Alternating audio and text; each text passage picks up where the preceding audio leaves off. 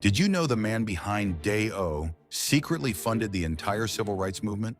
While Harry Belafonte entertained millions with his music and movies, he was quietly writing checks that kept freedom alive. When Martin Luther King Jr.'s family couldn't afford groceries, Belafonte paid their bills.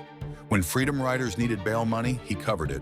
When voter registration drives ran out of cash, he mortgaged his own home to keep them going.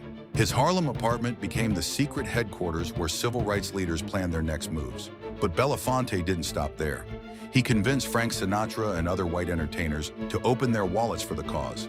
He organized the biggest celebrity fundraising events in history, raising millions of dollars. While audiences saw him singing and dancing on stage, behind the scenes he was using his fame to pressure President Kennedy on civil rights laws.